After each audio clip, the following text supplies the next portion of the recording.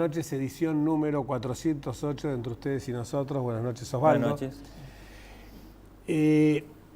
Realmente uno, después de escucharlo semanalmente al periodista Jorge Lanata, ver las denuncias gravísimas que está haciendo sobre casos de corrupción que golpean, que pegan directamente en el corazón del poder, y ver que los funcionarios no solo no hacen el menor atisbo de defenderse, sino que parecería que lo ignoraran. La presidenta hizo una referencia muy elíptica hace unos días en una de esas cadenas nacionales a las que nos tienen tan aburridos, señalando de que siempre en fechas próximas a las elecciones se producían algún tipo de escándalos. Realmente, si esto es un escándalo, que vayan a la justicia y denuncien que el periodista Lanata está incurriendo en falsedades. Hace muchísimos años, cuando se reformó, hubo una reforma en el Código Penal que fue iniciativa de ese insigne presidente que tuvieron los argentinos, que se llamaba Alejandro Humberto Illia, donde se imponía de que normalmente cuando uno efectúa una denuncia tiene que probar los hechos que acreditan la comisión de un hecho ilícito, de una conducta delictiva que se le imputa a otra persona. Pero esta reforma del entonces presidente argentino Illia señalaba que cuando se trataba de una denuncia de un funcionario público se invertía lo que los abogados llamamos el onus probandi, o sea, la carga de la prueba. A partir de ese momento, si alguien decía que un funcionario había cometido un hecho ilícito o había incurrido en algún tipo de hecho tipificado como tal, como delito por el Código Penal, debía presentarse y demostrar él que era inocente. Esto que solamente, y acá no estamos hablando de una denuncia penal, sino que estamos hablando de denuncias mediáticas, que hoy con el peso fuerte que tienen las comunicaciones, realmente hacen que tengan una significación muy especial. El gobierno ya tendría que haber salido de ese silencio, que en lugar de un silencio es un grito de un reconocimiento de que estos hechos han ocurrido, porque cuando se enfocan esas mansiones suntuosas, cuando se enfocan los autos y las propiedades que se han ido comprando a precios en algunos casos realmente irrisorios, incluso más, hasta se hablaba de propiedades que van a ser inundadas después con motivo de alguna represa que se construye, tendrían que haber salido con distintos tipos de documentos fílmicos, probatorios o escrituras para acreditar de alguna manera que lo que justamente se trataba era de infundios de falsedades. Pero esto no ha ocurrido. Un fiscal con mucha valentía, el fiscal Marijuán, ha salido a señalar, a denunciar, a tomar estas denuncias y llevarlas a una sede judicial. Lo que nos asombra es que periodistas como Lanata y como otros, Carlos Pagni, Joaquín Morales Solar, Nelson Castro, Bonelli, etcétera, han salido a hacer este tipo de manifestaciones y de denuncias, pero no han sido acompañados por los políticos de la oposición, que tendrían que estar a la altura de las circunstancias y ya haber tomado esta bandera desde el punto de vista político, desde el punto de vista judicial. Abrigamos la esperanza que el fiscal Marijuán pueda arribar a buen puerto con el esclarecimiento de estos hechos. No estamos pidiendo condenas ni linchamientos públicos, sí que estos hechos se esclarezcan y que no se digan cómo tardíamente se produjo una reacción oficial por parte de Parrilli y de algunos otros miembros del gobierno, como Aníbal Fernández, diciendo que se trata simplemente de situaciones que corresponden a la defensa de intereses corporativos, extorsivos y delictivos. Si esto es así, que vayan a la justicia también ellos y denuncien si hay intereses delictivos. Paralelamente y muy rápidamente, hace muy pocas horas se conoció un fallo, mejor dicho, 4 fallos o los pronunciamientos, mejor, de 4 de las 5 salas que componen la Cámara Contencioso Administrativo Federal, una Cámara que era, por cierto, bastante proclive a su favoritismo con el gobierno, en el sentido de revocar unas sanciones impuestas por la supuesta comisión de la falta que prescribe el artículo 9 de la Ley de Defensa de la Lealtad Comercial, y que se le había impuesto a las consultoras privadas simplemente por ejercer el legítimo derecho que tienen a expresarse libremente y señalar que ese índice del INDEC es una falacia, que el índice real es justamente que lo estaban mostrando, pero no con un ánimo, como piensa el gobierno, persecutorio, con un ánimo destituyente o desestabilizador. Simplemente porque para resolver un problema hay que tener conciencia de la gravedad de ese problema. Y si uno no tiene estadísticas confiables, lo dijo Joseph Stiglitz, Premio Nobel de Economía, y por cierto alguien que goza de la simpatía del gobierno, que señaló que si no se tienen estadísticas confiables no se pueden resolver los problemas de fondo que padece la economía de un país como nos está ocurriendo a nosotros. Osvaldo, Perdón, yo incurrí en un error. La ley de defensa de la competencia. La competencia. No importa, nos complementamos. Esos fallos son curiosos por varios motivos. En primer lugar, que 4 de las 5 salas de la Cámara Contencioso Administrativa el mismo día se pronuncien sobre causas idénticas que tienen que ver con estas sanciones impuestas por Moreno, ya de por sí es un hecho raro. Pareciera como que quieren protegerse y que actúan en forma mancomunada para evitar los riesgos que una decisión individual les podría acarrear. Es bienvenido el fallo en la medida en que revoca una decisión de la Secretaría de Comercio al imponer multas por difundir estimaciones privadas de inflación que carece de todo fundamento legal. Recordemos en qué se basaron. El artículo 9, como decíamos, de la Ley de Defensa de la Competencia, lo que hace es penar o incriminar como falta administrativa la publicidad engañosa. ¿Qué tiene que ver eso con una estimación privada del índice de evolución de precios? No tiene absolutamente nada que ver. Entonces, por un lado podemos decir que es una noticia positiva que se haya revocado estas sanciones, pero al mismo tiempo nos deja un sabor agridulce, porque qué tarde que se pronunciaron los camaristas. Según indica hoy Adrián Ventura en su columna de La Nación, Adrián, además de constitucionalista, es periodista y tiene muy buena información judicial, los fallos estos estaban redactados hace un año. ¿Por qué no se dictaron antes? Y evidentemente, tenemos que decirlo, los camaristas trataron de ver cuál era la circunstancia política más propicia. Osvaldo, sobre todo porque, como lo estaba señalando yo, es una sala, como lo estamos señalando antes, es una sala, es una cámara que ha sido siempre muy simpática para el gobierno. Si hubiera sido la Cámara Civil y Comercial Federal hubiera sido distinto, sobre todo por el fallo tan importante que tuvo hace unos pocos días en el tema Clarín, en el tema de la ley de medios, donde realmente pone el acento en que no se trata de una cuestión exclusivamente patrimonial, el fallo de Ana Julieta de las carreras y el otro camarista, bueno, sí, siempre, el fallo de esa sala pone el acento no tanto en el aspecto patrimonial, sino pone un fuerte énfasis en el tema inherente a que se está conculcando la libertad de expresión.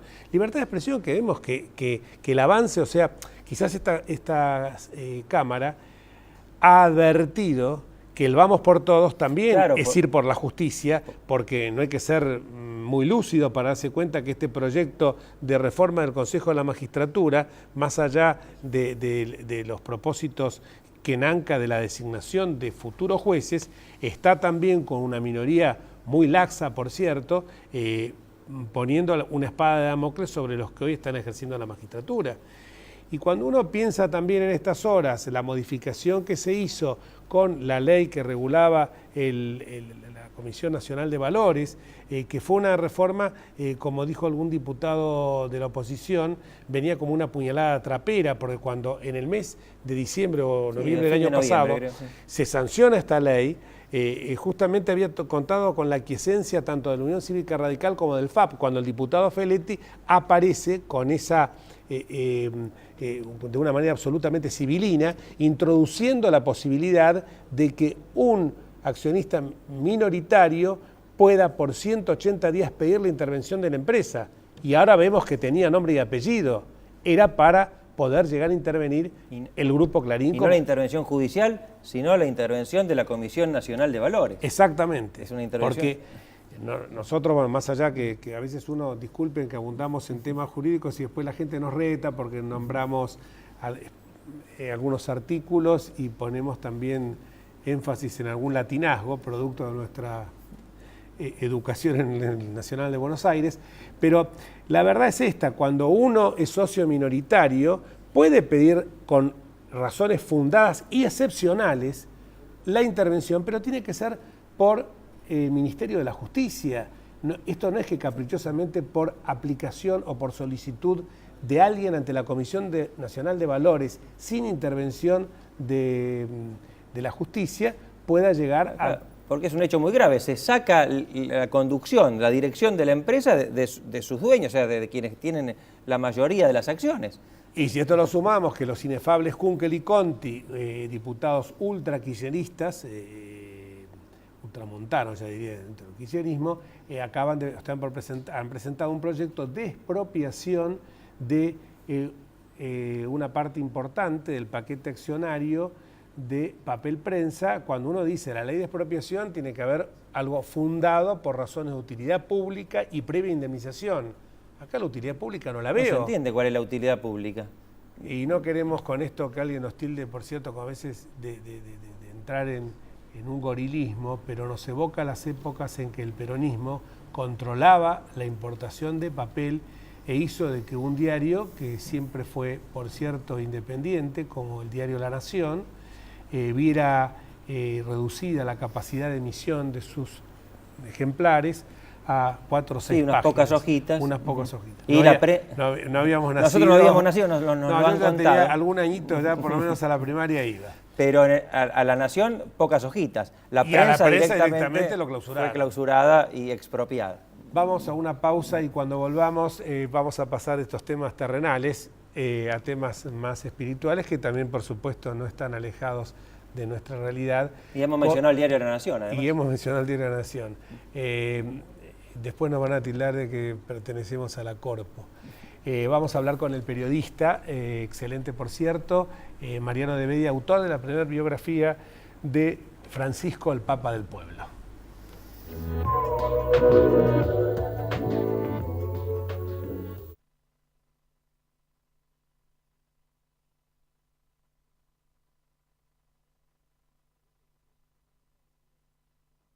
Estudia con los que saben. Carreras cortas con salida laboral. Consultor inmobiliario, tasador, martillero público y corredor. Presencial y a distancia. Instituto de Capacitación de la Cámara Inmobiliaria Argentina. www.isi.edu.ar.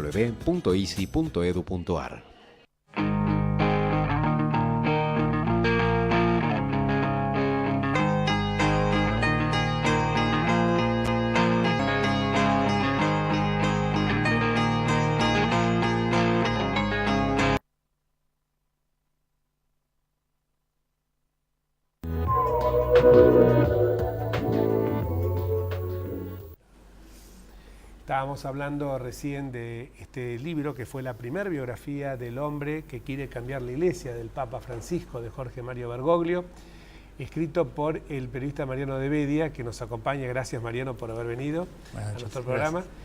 Y decíamos en la pausa que a veces nosotros somos un poco cholulos y cuando invitamos a algún escritor, periodista de renombre, como es este caso, esperamos que nos regale el libro. Pero esta vez nos anticipamos, mejor dicho, se anticipó Osvaldo, que me lo regaló a mí por la relación que siempre hemos mencionado que tengo con el actual Papa, entonces arzobispo de Buenos Aires, Jorge Mario Bergoglio, y justamente Mariano nos había ya obsequiado otro libro, o sea que esta vez no nos tenemos que pelear, tenemos uno cada uno, y autografiados, por cierto. Mariano, cuando uno empieza a recorrer yo lo empecé a leer, me lo regaló y lo empecé a leer y empecé a recorrer las páginas de este libro y los que hemos tenido la suerte de poder conocerlo, yo comentaba siempre cuando asumió el Papa Francisco me puse a llorar porque era una cosa que todo el mundo me preguntaba, curas amigos, el propio Papa se lo preguntó, un amigo mío, ¿por qué? Y porque todos le decimos lo mismo, es la persona que uno de carne y hueso, que tomaba mate, que uno charlaba, que levantaba el teléfono, se lo atendía a él, que le contestaba la llamada y que decía, habla Monseñor Bergoglio, no decía ni cardenal ni nada. El padre Bergoglio. El padre Bergoglio decía, el padre Bergoglio, Monseñor Bergoglio. Y uno, claro, ¿cómo no se va a emocionar cuando ve que esa persona humilde, que los gestos que está teniendo ahora no los está impostando, que son una línea que guió siempre su vida, quizás por la forma austera que se manejan los jesuitas y con la humildad que los caracteriza. Uno no podía menos que pensar, es un ser humano de carne y hueso, no porque no lo fuera ni Benedicto XVI ni Juan Pablo II, pero bueno, uno no tenía este contacto. Claro, el hecho de conocerlo o de haberlo visto en acción en forma tan cercana, a uno le parece más increíble que esté en un lugar de privilegio, en el sentido de un lugar de mucha exposición, ¿no? ¿A vos te pasó lo mismo? Claro, por supuesto. Tanto desde el punto de vista profesional, periodístico, como personal, una figura que estaba presente en todos los temas de la actualidad que vivió el país, en los temas sociales, en los temas políticos también, siempre manteniendo una conducta austera y muy coherente con su forma de pensar. Quienes tuvimos la función o que tenemos la misión en los diarios, en los medios periodísticos de seguir la cobertura de los temas religiosos, sabemos que es una línea que viene desarrollando desde hace tiempo, ¿no? Y con prioridades muy marcadas en su acción pastoral en la Arquidiócesis de Buenos Aires principalmente, desde la pastoral de las villas, que ha desarrollado en forma muy prioritaria y muy marcada, destinando más sacerdotes, o sea, más recursos humanos a la atención de la gente más desposeída, y también más recursos, porque les ha dado la posibilidad de que puedan extenderse, y cuando necesitan algún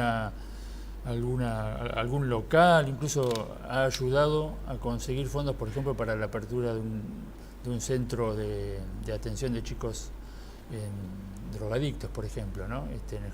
Los curas que yo he hablado, los curas de las villas de emergencia en la Arquidiócesis, más de una vez le han planteado problemas concretos y él personalmente les ha ayudado a solucionar. En la presentación de tu libro el otro día en la Feria del Libro estaba el padre Pepe. Pepe y Paula, exactamente. El padre Pepe fue es uno de los curas villeros, como se los llama.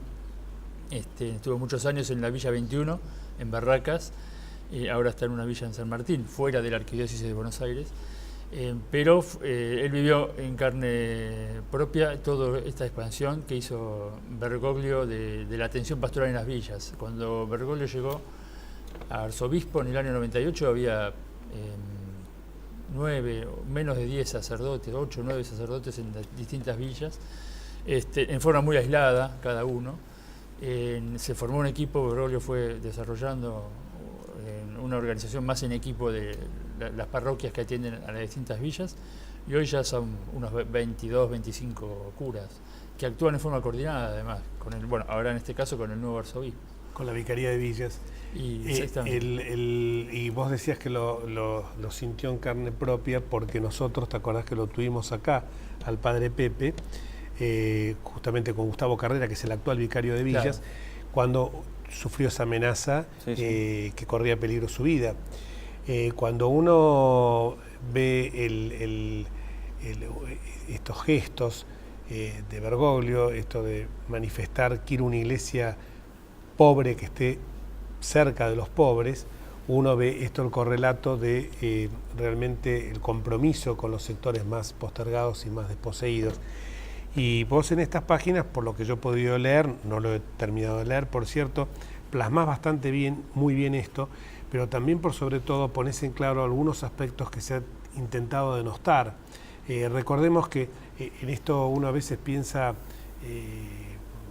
del Papa que hubo como, ahora es como que el Papa es mío, todos se quieren apoderar del Papa, pero fue muy criticado y muy denostado, tanto cuando se pronunciaba por el tema del aborto, como por el tema del matrimonio igualitario, incluso hasta se lo llegó a vincular con la dictadura. Y vos acá lo ponés muy en claro esos momentos, ¿no? Bueno, en el libro, además de todo el recorrido cronológico en el que está organizado, incorporo, por supuesto, todos los acontecimientos o hechos que marcaron su trayectoria. En el caso de las acusaciones de haber sido colaborador de la dictadura, reflejo los testimonios que de algún modo también se hicieron públicos en su momento, por ejemplo, del Premio Nobel de la Paz, Adolfo Pérez Esquivel, que ratificó y en una conferencia de prensa que dio en el propio Vaticano,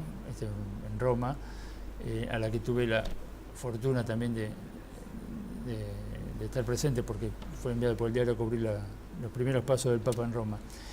Ahí Pérez Esquivel, sin ninguna, en forma muy directa, muy contundente, explicó que Bergoglio era superior provincial de los jesuitas, que no era obispo en su momento, no tenía una influencia como la que ahora se le quiere dar de conducción de la Iglesia en ese tiempo, y que incluso tuvo 2 gestiones en los que intentó pedir por estos 2 sacerdotes, Jalix y Llorio, que desaparecieron durante 5 meses en el año 76. Y desmintiendo, digamos, en las denuncias que provenían de otros sectores, como el del Centro de Legales y Sociales o de alguna gente vinculada a esta institución, marcadamente ratificó Pérez Esquivel que no tenía ninguna vinculación. El primer testimonio que yo tengo de esto es en el 96, en la Convención Constituyente de Buenos Aires, con una doctora, Alicia Oliveira, que También, fue jueza, por supuesto, y que era en ese momento asesora de Zaffaroni, y que me hizo el primer comentario diciéndome que lo querían ensuciar, todavía no había llegado a ser arzobispo de Buenos Aires, que lo querían ensuciar a Bergoglio con eso, y ella daba testimonio, y años después, cuando yo le pregunté a Bergoglio, él me dijo, aparte yo soy el padrino de los 2 hijos de Alicia Oliveira, y Alicia Oliveira está absolutamente insospechada de tener vínculos con la dictadura militar. Sí, hay casos también de haber recibido en el Colegio Máximo de San Miguel, haber albergado a gente que era perseguida por la dictadura militar. ¿Cuándo empezaste a escribir este libro? ¿Apenas fue electo Papa Bergoglio o tenías pensado escribir un libro sobre Bergoglio? No, en absoluto, en absoluto. Cuando fue la elección de Bergoglio como Papa, yo estaba en la redacción del diario, en la redacción de La Nación. Fue un momento de mucha tensión periodística, lógicamente, cuando salió la fumata blanca y se esperaba que apareciera el nuevo Papa. Si bien esa misma mañana en La Nación y también otros diarios habían marcado en un recuadrito muy chiquito que se comenzaba a hablar de la posibilidad de que Bergoglio fuera elegido, no había ninguna certeza en absoluto. Entonces, cuando salió al balcón, bueno, después de las primeras emociones y revoloteo periodístico en la redacción, me dijeron, bueno, mañana te vas a Roma a sumarte a la cobertura que ya venía haciendo el diario en Roma del cónclave, ¿no? Ahí estaba la corresponsal, Elisabetta Piqué, y Luisa Corradini, que es corresponsal en París, que también se trasladó a Roma. Así que cuando yo viajé, me sumé al equipo, éramos 3 de La Nación ahí en el Vaticano, y bueno, nos tocó hacer la cobertura. Antes de salir, digamos el mismo día, la noche, el mismo día que el Papa asomó al balcón, recibí un llamado de Editorial Planeta, de uno de los editores de la editorial, Ignacio Iraola, a quien conozco hace tiempo, y bueno, me transmitió la inquietud de juntarse como para barajar la posibilidad de escribir una biografía de Bergoglio para contarle al mundo, bueno, quién era el nuevo Papa que había sido elegido. Bueno, le comenté la situación, yo tenía que viajar, así que bueno, nos reunimos brevemente en un café a la mañana siguiente y después se te envía mail, coordinamos la realización del libro, nos pusimos de acuerdo en las pautas fundamentales. ¿En cuánto lo escribiste? Estando en Roma, bueno, pude recoger algunos testimonios, pero me senté a escribirlo cuando regresé de Roma y en 12 días lo redacté. Sí, porque pensemos, 13 de marzo fue electo Papa Francisco. Hoy es 14 de mayo, o sea, pasaron 2 meses y un día, y el libro hace como un mes que está en la calle. Está desde el 18 de abril. Ahora, para escribirlo tan rápido es que vos ya evidentemente tenías mucha información. Claro, evidentemente. Me nutro, además de testimonios y entrevistas que pude hacer en este tiempo, incluso me ayudó una joven periodista, Iris Gutiérrez.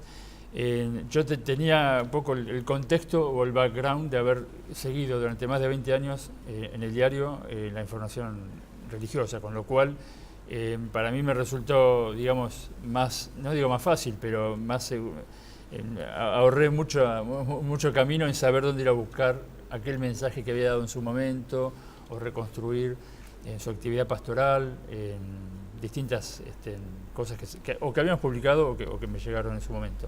¿Y qué aspecto dentro del escaso tiempo que nos queda de la biografía, más allá de sus posiciones doctrinarias, Sí. te llamó particularmente la atención? Del recorrido, digamos, de sus primeros años y los primeros tiempos como sacerdote, la coherencia con lo que después quedó reflejada en distintas acciones. Por ejemplo, yo lo comenté en la presentación, se transcribe una carta que él, siendo seminarista en Chile, o sea, era el seminario de los jesuitas, lo enviaron durante un año a estudiar a Chile, en el año 61 más o menos. Le escribe una carta a su hermana, él tenía 23 años y su hermana tendría 12, en la que le refleja en forma muy sincera su preocupación por los pobres, y le transcribe las cosas que él está viendo en un poblado muy necesitado de Chile, y le pide a la hermana que rece por esos chiquitos a los cuales él le tenía que dar clases en una escuela, por ejemplo. O sea, esa preocupación por los necesitados, ya desde ese momento ya lo tenía, digamos, en mente. Después lo cristalizó en su misión sacerdotal y en su tarea como obispo también, ¿no?